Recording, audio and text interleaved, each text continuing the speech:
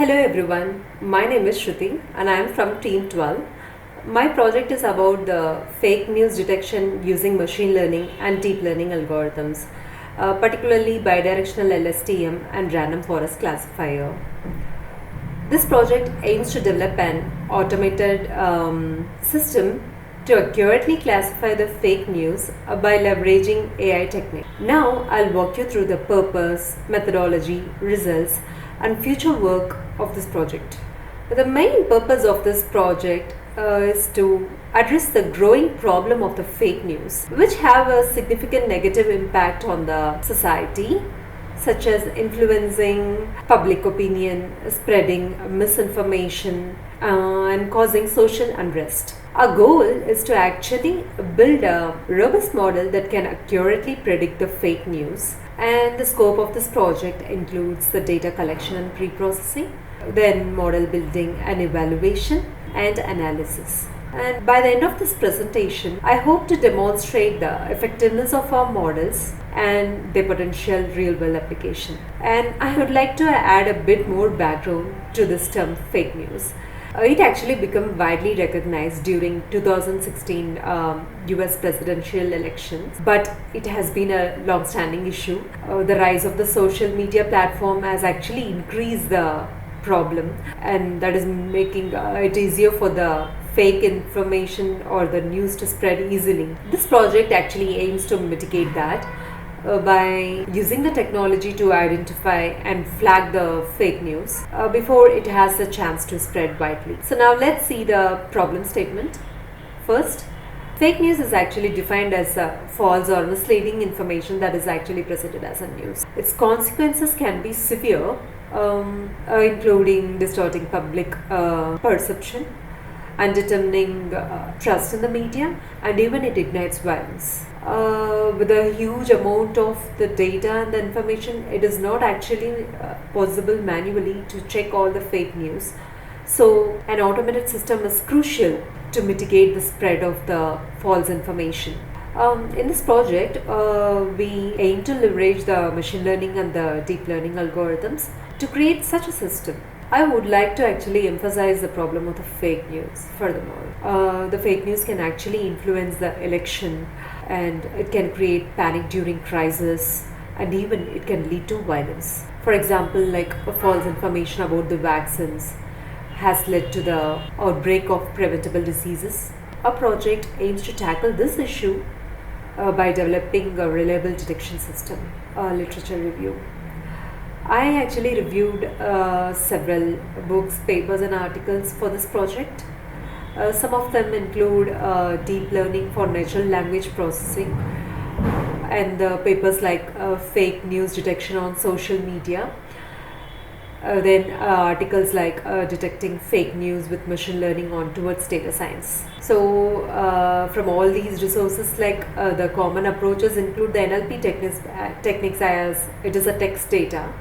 And these studies actually highlighted the strengths and the limitations of various algorithms. There are certain existing gaps as well, like lack of explainability and handling of nuanced fake news actually. Now let's get into the data source. The data is actually sourced from Kaggle, a well-known website for the data science competition and the data sets. It actually included the news articles about the true and fake. There were like 4 features altogether, which is title, text, subject and date. And there were totally 21,417 true news articles and 23,481 fake news articles in the data set. This bar chart actually shows the balanced nature of the data set. That is like the true news is about 47.7%, wherein like the fake news is about 52.3%. This is actually nearly a balanced data set. So we don't have to predominantly do any upsampling, downsampling or use any smooth techniques to balance the data set, as there might be some information loss in that. So we are keeping the data as it is to actually ensure the fair training without introducing any bias to the data set. I basically chose this data set because of its size and diversity. And that is actually crucial for the effective machine learning models. One more thing is like this data set has got a wide range of articles, so which is also essential to train a robust model. So next comes the data pre-processing step. I perform several data pre-processing steps as it is a text data. So starting from the tokenization. Tokenization is like splitting the text into individual words or tokens. This is actually the fundamental step of the text processing.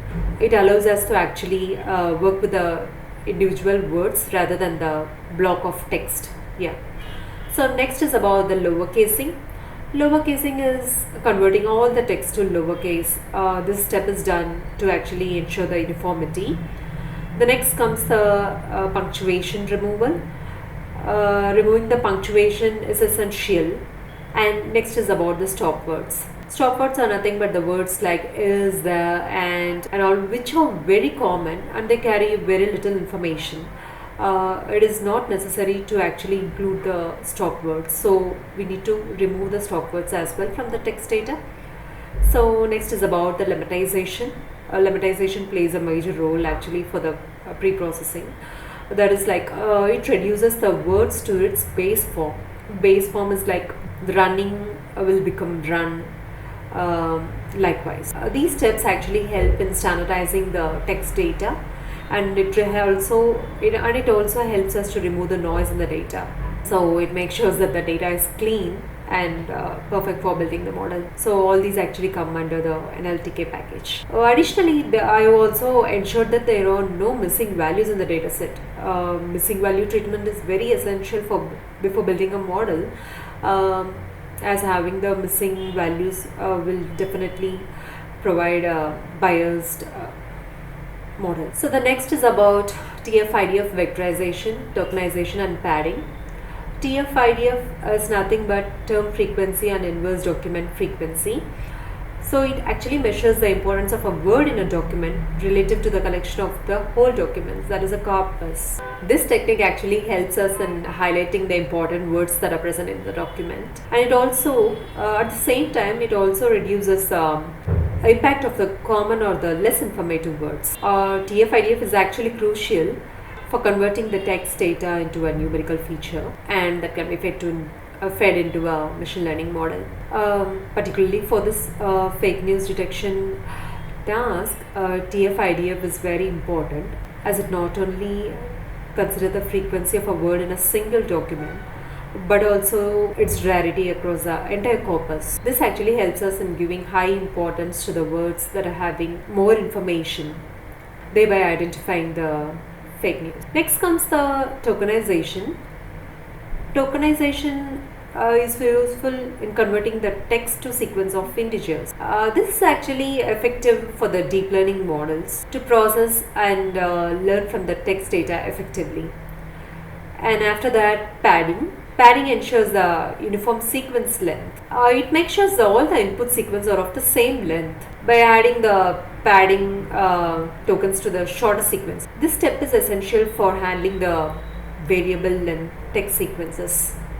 Next is about the model building, particularly machine learning models. The first model is logistic regression.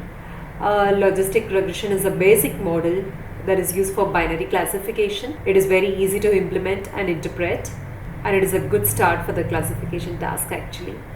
Next is about the multinomial naive Bayes. It is a probabilistic model and that suits well for the text data actually. It is very well known for its speed and efficiency, and it works well with the TF-IDF features.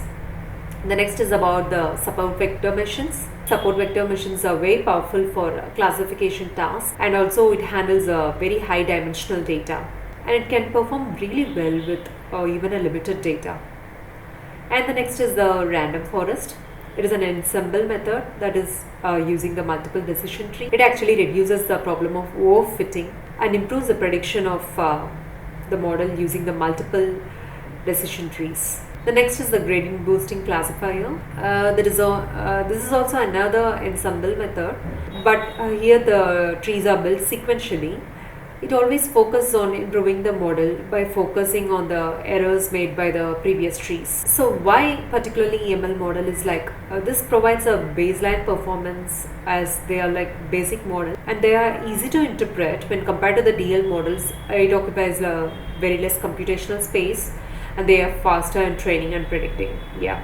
Among these 5 models, each model has its own strengths and I evaluated them to find the better model. The next comes the deep learning models. In addition to the machine learning models, I have explored some of the deep learning models as well.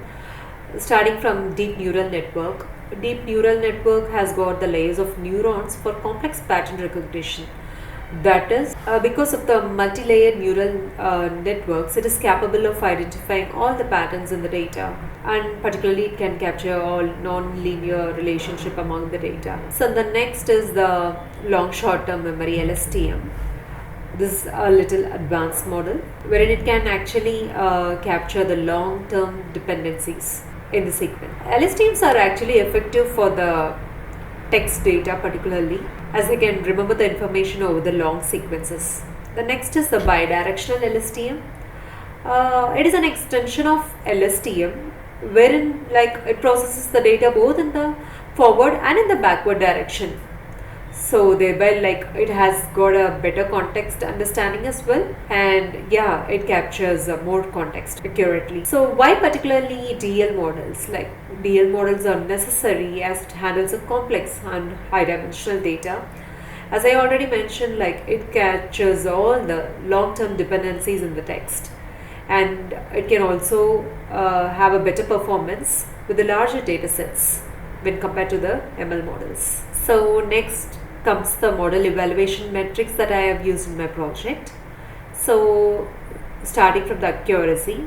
Accuracy is nothing but the proportion of correctly classified instances. While accuracy is always a good indicator, it doesn't tell the whole story when the dataset is actually imbalanced. But in our case, we have a balanced dataset. Other than accuracy, there are several other metrics also which can be considered for the better model. So the next is about the precision. The proportion is nothing but the proportion of the true positives among the predicted positives. High precision indicates that the model is making few false positive errors. The next is about the recall. The recall is about the proportion of the true positives among the actual positives. High recall indicates that the model is able to identify most of the positive instances. The next comes the FN score. It actually provides a single metric that balances both precision and recall, making it useful for the evaluating models on imbalanced datasets. These metrics actually helps us in evaluating a model performance, helping to select the best model. Next, let's see the results of the ML models. As you can see from the table, the logistic regression, SVM, random forest classifier and gradient boosting classifier all are able to achieve the accuracy, recall, precision and FN score of 99%, which is actually good for a model. However, I would like to go with the random forest classifier for the benefits that it has got. Let's see the benefits of the random forest classifier specifically. So why particularly random forest classifier? Why not logistic regression? Why not support vector machine? Why not gradient boosting classifier? Why specifically random forest classifier? Here are the reasons for that. So the first and foremost is the reduced overfitting. The random forest model is built on top of the multiple trees, thereby it reduces the risk of overfitting issue. The next is the versatility, that is, it can handle both the classification and the regression task. And the next is going to be the feature importance. It actually provides an insight into which feature are most important for the classification task. These are the actual reasons why I have chosen random forest classifier. And to the right side you can actually see the results that it has got, starting from the precision, recall, FN score. So everything is 99%. Additionally, one more thing is that the random forest classifier can actually handle the high dimensional data. and it is suitable for the text classification. Now let's see the results of the DL models that we have built. So starting from the DNN, LSTM and bidirectional LSTM.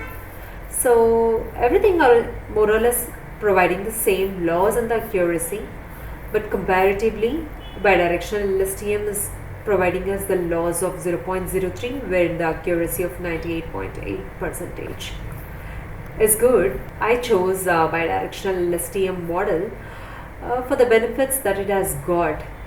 I'll explain the benefits in the next slide. Yeah.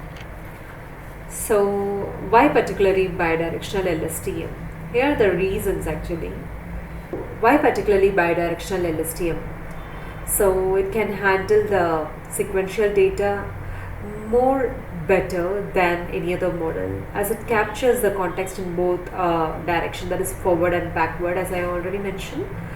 It has got the high accuracy as well. Here is a detailed summary of the result that we have got from the model. So as you can see, the loss is almost 0.03 and the accuracy is 0.98, and I have run almost 5 epoch. So gradually the loss is decreasing and the accuracy is also increasing. So now let's see the challenges that I have encountered while doing this project. So starting from the technical challenges, so that is like handling large text data for data pre-processing. That is ensuring the clean and consistent data was very crucial, especially given the diversity of the news articles. So it actually involved a lot of steps to do the data pre-processing. So next is about tuning the hyperparameter for optimal performance. Like there are several hyperparameters that is involved in the model building, and tuning the hyperparameters and finding the better one that suited our model is a time taking and it increases the optimal performance of the model. So I faced a challenge in finding the better hyperparameter. Yeah, so I've used different techniques as well to find that. So it is the computational limitations for the training DL models. So training a DL model definitely requires a lot of computational power and time as well. Additionally, there were some other challenges ensuring the data quality and consistency, like I should make sure that no data loss was there. So also balancing the model complexity with interpretability. Yeah. Now let's see the key takeaways from the project. So first is the effective pre-processing. So for the better performance, data pre-processing is a very crucial and an essential step, and based upon the pre-processing it depends like how good the model is going to come. So next is like choosing the right model for a project. So comparing with the different models actually helps us to find which model suits for our data better. So I have compared with several models, starting with the ML and the TL, as I have explained earlier. So the importance of metrics is also plays an important role. That is like for the better model performance, using multiple evaluation metrics definitely helps. Then the continuous improvement, that is like the iterative testing and the optimization. Yeah. Next is the future work. Looking ahead, like there are several areas of the future work involved, like starting from the fine-tuning models for even better performance. Like there are the advanced techniques like BERT, embeddings, and exploring advanced NLP techniques would definitely help us in making the better prediction of the fake news. So implementing the real-time fake news detection will definitely help a lot of people, journalists and researchers and everyone. Additionally, there are certain extensions which can be done to this project, like deploying the models as a web service and then integrating it with the social media platforms for the live monitoring. Then we can collaborate with the fact-checking organization as well. And here we are at the conclusion now. This project successfully developed a robust system for fake news detection using machine learning and deep learning algorithms, particularly bidirectional LSTM and random forest classifier. The project actually highlights the potential of AI in addressing social issues like fake news and sets the stage for future improvements and applications as well. I believe that this project makes a significant contribution to the ongoing efforts to combat the fake news. By leveraging the AI technique, we can create the tools that help ensure the integrity of information and support a more informed society. So here are the references that I have used. So the dataset is from the Kaggle, and here are the different key papers that I have referred for this project. Then the tools that I have used. So starting from NLTK, sklearn, TensorFlow, Pandas and NumPy.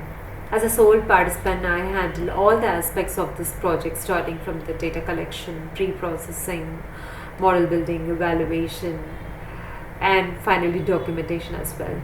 And I would like to thank my instructor, Dr. Rakesh Das, for this opportunity, and the faculty for the excellent course structure of Introduction to AI. I am able to learn a lot through this course, and thank you so much.